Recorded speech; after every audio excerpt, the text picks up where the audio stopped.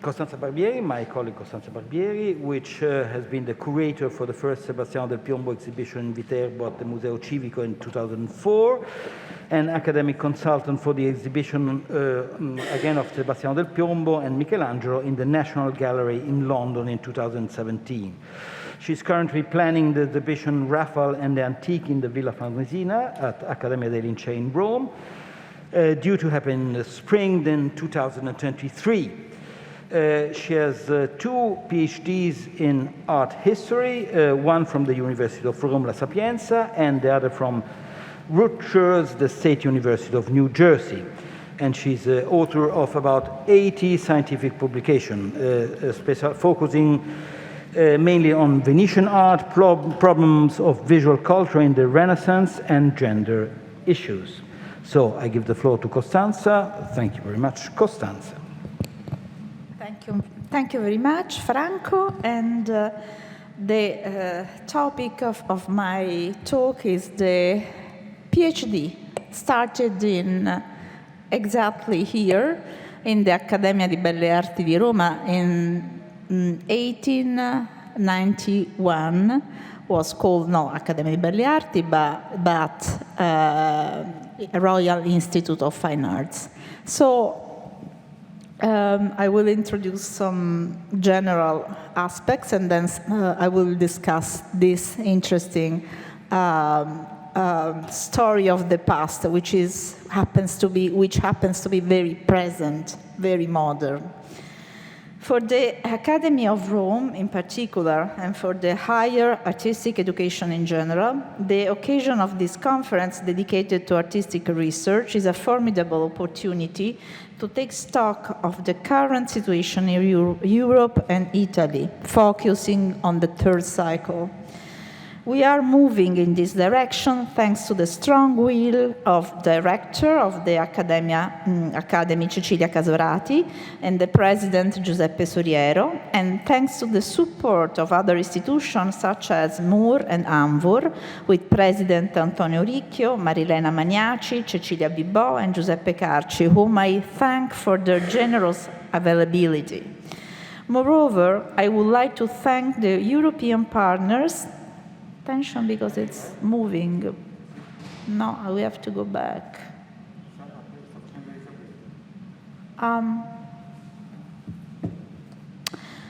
Of the project, Horizon 2020 differences, all my colleagues from Budapest, Dresden, and Riga,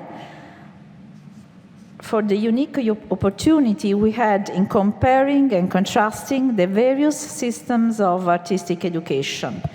This exchange have been proved crucial in bringing into focus contents and methods concerning the design of the experimental doctorates for the Academy of Fine Arts in Rome, a project that my colleague Dalma Frascarelli, who has been working with me on this front for many years, will present in detail, and which we hope will be successful.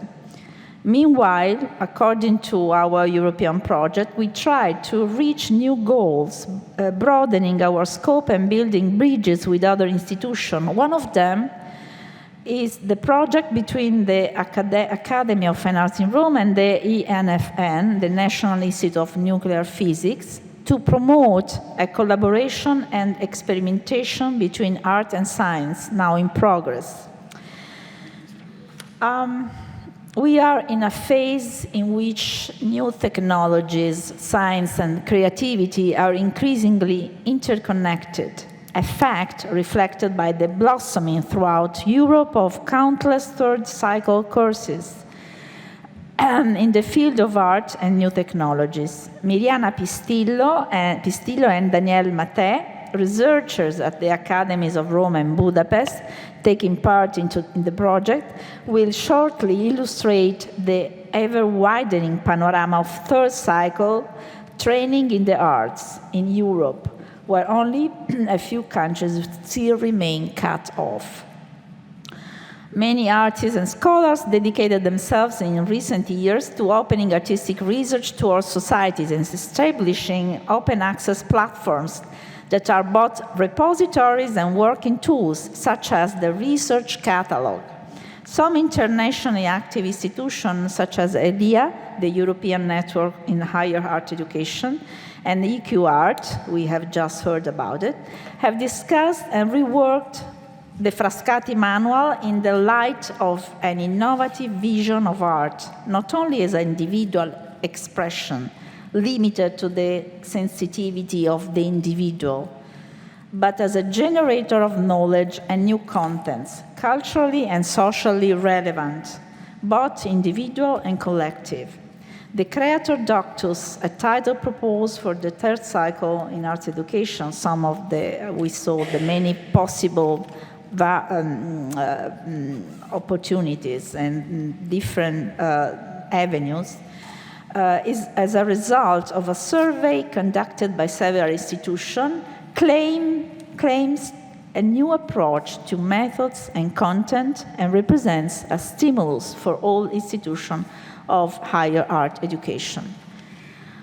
My intervention as historian as well as an art historian intends to take as an example a forgotten and yet fundamental episode in politics and art a few years after the unification of Italy, which illustrates the meaning that artistic education can take on as an engine for change and the consequent social value of this investment. This example is all the more pertinent now that the Italian Ministry of University and Research intends to begin the hoped-for implementation of the reform of higher education in art and music with the creation of PhDs also for the academies and conservatories, which had been awaited for no less than 24 years. That is, since they were instituted by Law 508 of 1999 by Luigi Berlinguer. This law intended to make up for a gap of almost 20 years since the 1980 institution of the third cycle in Italy for the universities. So, if on the one hand, our country has to make up for a delay that has penalized artistic research over the last 40 years, on the other hand, turning to the past through the history of the Pensionato Artistico Nazionale, this is the title of the first PhD we had in Italy for the arts, before everything else.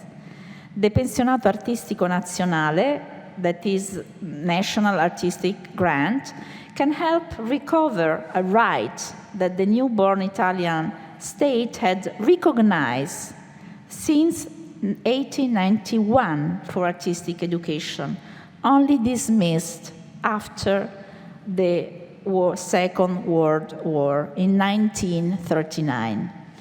The first artistic doctorate in our history was created precisely in our own campus, the then Royal Institute of Fine Arts in Rome, a far-sighted initiative comparable only to the pensionnaire of the Académie de France at Villa Medici. This glimpse into the past and the very modern vision of the fin de siècle Italian state can give strength and awareness to a process that is now underway and that, thanks to the present minister's will, Maria Cristina Messa, seems to be very close to completion. In this case, the past must prove to be exemplary and ahead of the time. On July 22nd, 1891, the Minister of Education, Pasquale Villari, issued a royal decree establishing the pensioner of scholarship for young artists selected through a competition and coming from all the academies of the kingdom. Villari was the great historian, pupil of Francesco de Santis, member of the parliament from 1870 to 1882, senator of the kingdom from November 1884, and minister of public education from 1891 to 1892.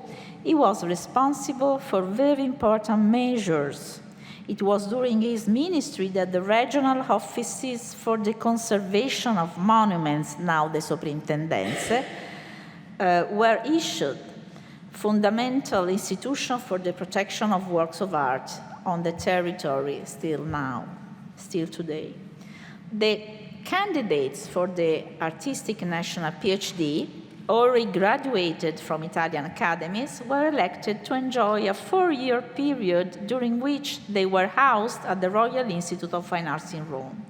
The candidates would take part in a competition, and only 4, one for each discipline from among architecture, sculpture, painting, and decoration, would be admitted to the Pensionato Artistico Nazionale. The pensionanti, aged between 28 and 32, would then produce a first 2-year test and a second at the end of the course. Some of these works of art are still preserved in our archives.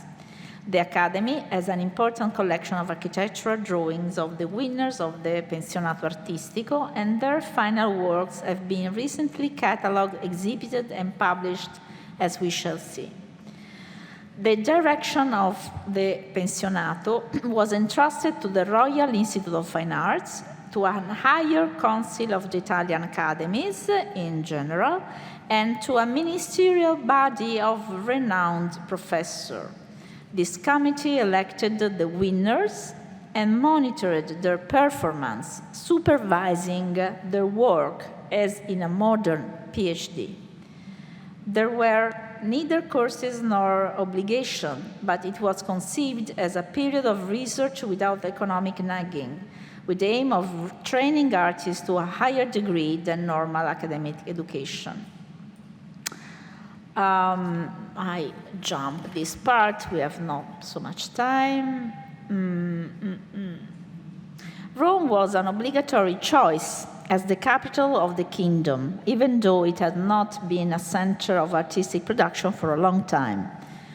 The reason for this choice lay in the symbolic and political significance of the city. The choice of Rome was intended to emulate the Academy of Villa Medici and the other international institutions, the many cultural and artistic foreign academies present in the capital. The creation of the PAN aimed to bring Rome back to the center of artistic life, hand in hand with the political and cultural construction of the capital of the kingdom. In the committee, we find the main sculptors and artists in the late 19th century Rome, such as Ettore Ferrari, author of many statues. Mazzini, for example, we see Giordano Bruno statue of Campo dei Fiori. Ettore Ximenes, author of the bronze quadriga overlooking the Tiber, dating 1907. And other statues. We have also in the committee Aristide Sartorio, who painted the well-known frieze of the Parliament in Montecitorio. And finally, the Monumento al Milite Ignoto or Vittoriano, planned by Giuseppe Sacconi, one of the professors of the Royal Academy here, and then decorated by many maestri of the Academy of Rome. A monument we know that embodying and visualizing the new identity of the Italian state. That was the intention. These artists were all involved in the committee of the Pensionato. Every public initiative of Italian state revealed the intimate connection between its cultural and political program and its public image. And the artistic production of the time was declined in function of this cultural identity. The PAN itself aimed at placing the capital on the same artistic and cultural level as the European nations that had founded cultural institutions to welcome students and researchers in Rome, with the aim of broadening the horizons of future generation of artists and scholars. The Académie de France, Villa Medici, the Germanic Academy of Villa Massimo, the British School, the Spanish Academy at San Pietro in Montorio, the Hungarian Academy in Via Giulia. The fin de siècle cultural context, in this context, young Italian artists would have been compared to their counterparts, winners of for example, the prestigious Prix de Rome, and would have benefited from a stipend that we must recognize as forerunners of the modern PhD grants. Rome became an ideal city of the arts thanks to the institution of the PAN, a particularly far-sighted vision, and in the ideal parallelism of the European scholarship holders in Rome, a precursor of the Bologna process. A sign of this circulation of idea and research in the visual arts at an international level is the artistic production of the students of the Academy of Fine Arts in Rome. For example, the young architect Luigi degli Abbati linked up with the new findings of the archaeological campaign in Metaponto and Selinunte conducted by Rietveld and Van Zandt and presented in L'Architecture Antique de la Sicile, published in 1827. Also, here it is, another publication of in particular of the Pensionnaires de France. For example, the architectural finding and architectural analysis have been presented as model for, again, the representation of the Pantheon. We also trying to run. We have here, for example, Giuseppe Mariani, another student architect, and his project for a theater was inspired on one hand by the Colosseum and triumphal arches, and on the other hand looked at the Opera Garnier and to the decorative groups of statues by Jean-Joseph Perrault and Jean-Baptiste Carpeaux, looking at the international models. It's important to add, I'm going to finish soon, that this research on the architectural drawing of the Royal Institute of Fine Arts during the time of the Pensionato Artistico was realized by 3 students of the Academy in our Department of Cultural Heritage for the exhibition dedicated to the architectural drawing of Academy and entitled The Lost Art of Drawing. On this particular occasion, the students I coordinated, Giovanna Neri, Francesco Rotatori, and Francesca Sacchini, were able to research topics that had never been analyzed before, to obtain unprecedented results, to present the novelties in the exhibition in the Centro Studi Americani in July 2016, and through the publication of the exhibition catalog to communicate and disseminate the outcomes of their research about artistic education and visual culture, not only in Italy. I believe that this example of research within the Academy, among the many that we could mention, is a further element of strength along the path we want to undertake on the 3rd cycle. And thank you very much.